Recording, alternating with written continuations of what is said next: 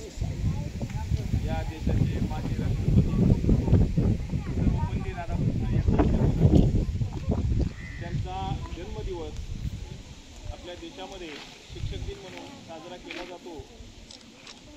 हा शिक्षक दिन त्यांच्या जयंतीच्या दिनानिमित्त साजरा करत असताना शिक्षक, शाळा, विद्यार्थी यांच्यामध्ये असलेला जो परस्पर संबंध आहे, एक वर्गामध्ये शिकवणारा शिक्षक त्याहीपेक्षा पुढे जाऊन एका विद्यार्थ्याला घडवणारा, त्याच्या मनावर परिणाम करणारा जो शिक्षक असतो, त्या शिक्षक आणि त्या विद्यार्थ्याच्या नात्याला उजाळा देणारा हा दिवस, शिक्षकाशी आपण कशा पद्धतीने प्रामाणिक असलं पाहिजे याचा संकल्प करणारा हा दिवस, या दिवसाच्या निमित्ताने या विचार मंचावर उपस्थित आपल्या विद्यालयाचे मुख्याध्यापक आदरणीय बदे सर, ज्येष्ठ शिक्षक, यामध्ये शिक्षक प्रतिनिधी, विभाग प्रमुख धावारे सर, आमचे सहकारी मित्र Awtade sir, Gadge sir, Birajdar sir, आपल्या बट्टे मॅडम, जगताप मॅडम, आमचे तुषार दरेकर,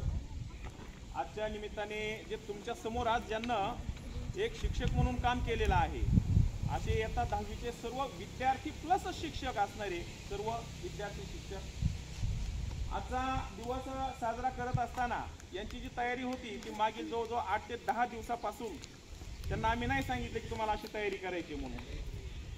त्यांचं पहिलं काही नियोजन झालं, ते नियोजन माझ्यासमोर मांडलं, त्यावेळेस मला तर समाधान वाटलं की आपण यांना सगळ्या गोष्टी सांगण्यापेक्षा त्या स्वतः करतायत। त्यांना त्याचं नियोजन केलं, वेळापत्रक तयार केलं, विषय कोणते घ्यायचे, कोणता वर्ग घ्यायचा आहे, संपूर्ण मांडणी त्यांनी केली।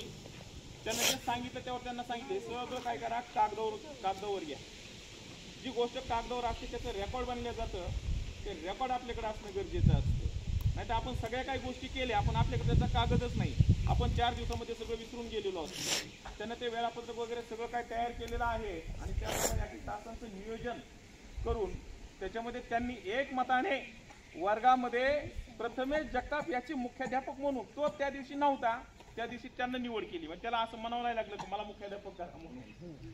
तो नसताना त्याच्या वर्गातील विद्यार्थ्यांनी जी त्याची निवड केली, म्हणजे यामधून काय आहे की एक नेतृत्व गुण जे असतं, आपल्या गैरहजेरीमध्ये लोक आपलं नाव घेत असतील, समाजामध्ये आपलं नाव घेत असतील, तर निश्चितपणे त्याच्यामध्ये तो नेतृत्व गुण जो आहे तो गुण भविष्यामध्ये विकसित झाला पाहिजे। आमच्या समर्थ गायकवाडने अगदी वेळेचं अगदी काटेकोरपणे, कारण शाळा चालते फक्त एका शिक्षकावर चालत नाही, त्यासाठी संपूर्ण प्रशासन जे असतं, प्रशासन त्या प्रशासनामध्ये सर्व गोष्टी आल्या, मुख्याध्यापक पासून ते अगदी शिपाई प्रत्येक गोष्टीपर्यंत समर्थने त्याची भूमिका करत असताना अगदी प्रश्न पडला, माझ्याकडे घड्याळ नाही, आता वेळेला बेल कशी द्यायची, आता सगळं त्याने विचारलं, पण अगदी मला तू त्याची काळजी करू नको, तुला फक्त इशारा झाला की तू बेल द्यायची। अगदी त्याने त्याचं काम चोखपणे बेल देण्याचं काम अत्यंत उत्कृष्टपणे केलेलं आहे। मी जाणीवपूर्वक त्यांना सांगितलं जरी आलो तरी घालून आम्ही तुम्ही कसे शिकवता आणि याकडे लक्ष देणार नाही, एका दिवसात मध्ये तुम्ही किती चांगल्या पद्धतीने शिकवणार आहात, यापेक्षा या दिवसाचा आनंद तुम्ही कशा पद्धतीने घेणार आहात, समोर बसलेल्या विद्यार्थ्यांना आनंद कशा पद्धतीने देणार आहात, हा दिवस जो आहे एक सण असल्याप्रमाणे आपण कशा पद्धतीने साजरा करणार आहोत, याचे मी जर तुमचे फोटो व्हिडिओ काढत असेल तर तुम्ही त्यामध्ये आहे तशा पद्धतीने थांबायचं। वाटतं अन्सारीचा तास चालू होता, हिंदी विषय त्याने घेतला होता, अगदी म्हणजे एक अनुभवी शिक्षकाप्रमाणे तो त्या वर्गाला चांगल्या पद्धतीने तो शिकवत होता। भविष्यामध्ये हे विद्यार्थी शिक्षक होतील की त्यापेक्षा अजून मोठे अधिकारी होतील, मी तर अपेक्षा करेन ते मोठे अधिकारी होतील। हे होत असताना त्यांची समाजाची, या शाळेची जी नाळ जोडलेली असेल ती निश्चितपणे स्वाभिमानाची बाब असेल। सर्वांना अगदी चांगल्या पद्धतीने भरपूर तयारी होती, अजून त्यांच्याकडे बाकी भरपूर काही राहिलेले ते येणार आहे, थोड्या पद्धती येईल। तर हा जो यामध्ये यांनी गेलं, शिक्षक होणे खूप सोपे म्हणले का अवघड म्हणले, अवघड आहे, म्हणजे कॉमन जी गोष्ट आहे प्रत्येकाने, शिक्षक होणे सोपे नाही, शिक्षक होणे सोपे नाही, पण ठीक आहे काय सोपे नाही, पण हे होत असताना यामध्ये काय असतं, शिक्षक तुम्हाला मार्ग दाखवणारा, मार्गदर्शन करणारा तुमचा मार्गदर्शक असतो। हे मार्गदर्शक असताना की आपण कशा पद्धतीने आपण लगेच त्या गोष्टी, तुम्हाला एकदा त्या गोष्टी पटल्या तुम्ही त्या अंगीकारता स्वीकारता. मी आल्यानंतर त्या ठिकाणी पाहिलं होतं मागच्या बाजूने भरपूर अशी टणटणी वाढली होती, अगदी आपली पत्र आहे त्याच्या वर गेलेली होती. बाहेरून त्याच्यावर जे डास वगैरे आहेत ते वर्गामध्ये येणे, पायाला चावणे वगैरे असे काही प्रकार होत होते. त्यांच्याशी जरा थोडंसं बोललं ना, त्यांना थोडंसं बोलल्यानंतर त्यांना त्याच दिवशी लागलीच काय केलं, कोयता आणला, कुऱ्हाड आणली आणि मागचं सगळं काय जे आहे ते काढून टाकलं. काय केलं, फक्त त्यांना त्यावर चर्चा केली आणि मार्ग दाखवला. आपल्याला असं करणं गरजेचं आहे. क्षणाचाही विलंब न करता त्यांना त्या दिवशी सगळं ओके करून टाकलं. हे त्यांना जे त्यांच्यामध्ये जे गुण आहेत की एखाद्याला सांगितले आपल्याला करायचे म्हटले की ते करतात.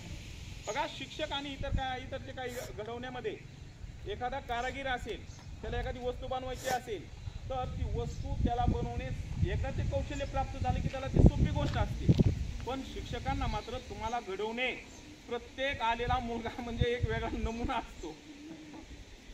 प्रत्येकाचा एक वेगळा असतो, स्पेसिमन आहे, वेगळा घटक आहे.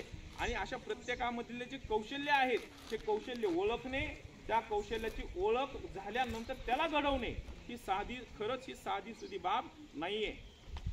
मगाशी सकाळीच्या परिपाठामध्ये एका विद्यार्थ्याने सांगितलं की काय सांगितलं का, घरामध्ये आई वडिलांच्या नंतर शिक्षक हा कोण असतो म्हटले, पालक असतो. बरोबर आहे ना, पालक असतो. खरंच पालकच असतो. ज्यावेळी विद्यार्थी आमच्या परिसरामध्ये आला, आमच्या ताब्यामध्ये आला, त्यानंतर घरी जाईपर्यंत त्याची संपूर्ण काळजी. आता या ठिकाणी असे काही प्रसंग अजून तरी काय त्याचे उद्भवलेले नाही, उद्भवू नये. परंतु यापूर्वी ज्या ज्या वेळेला आम्हाला असे प्रसंग आले त्यावेळी आम्ही कदापि त्या मुलाला उचलून दवाखान्यापर्यंत घेऊन जाण्यापर्यंत त्याचे उपचार करेपर्यंतच आम्ही आईवडिलांची आम्ही कधीच वाट पाहिली नाही. एकदा ते समोर आला, आम्हाला कळाले की आम्ही त्या विद्यार्थ्याला उचलून दवाखान्यापर्यंत घेऊन जाणं आणि त्याच्यावर उपचार चालू करणं. एकीकडे जसं आम्ही इकडे दवाखान्याकडे येतो तसं